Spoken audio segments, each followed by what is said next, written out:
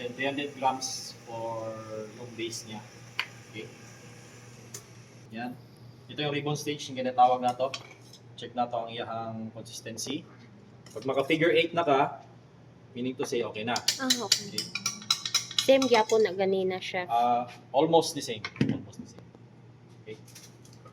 So, magkuha ko dire 100 grams.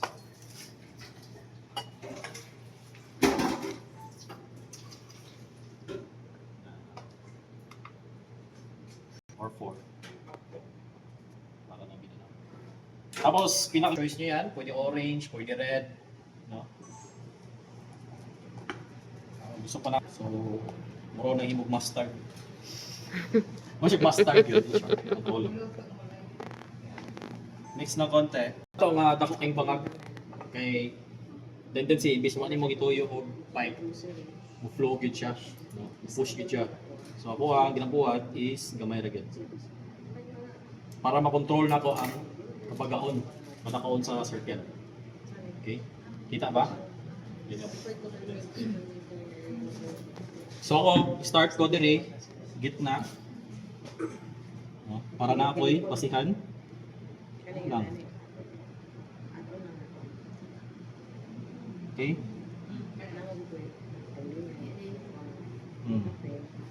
And then, dito na po ko sa even. Sa vacant na space. No? Okay? Yung iba, pag umanilag pipe, ilahang gina freezer. What's the purpose?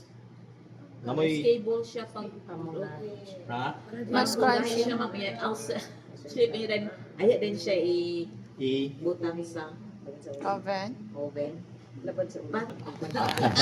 Para dili mag-mix. Correct. Dili Para- siya kuan lang.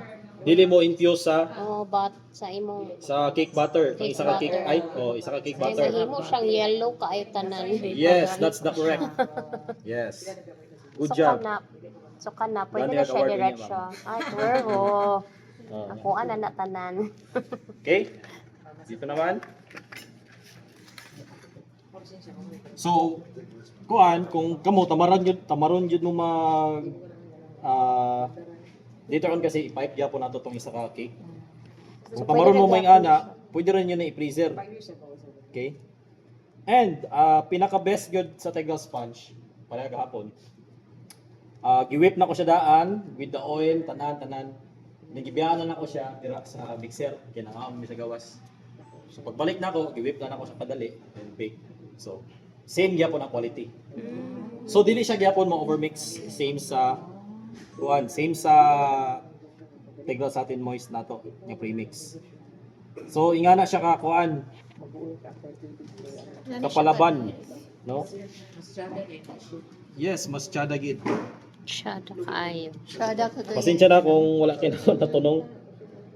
So pwede gyapon siya i-swirl Pwede na. kayo. Pwede nyo i-swirl, pwede nyo i-triangle, sabihin trip sa buhay.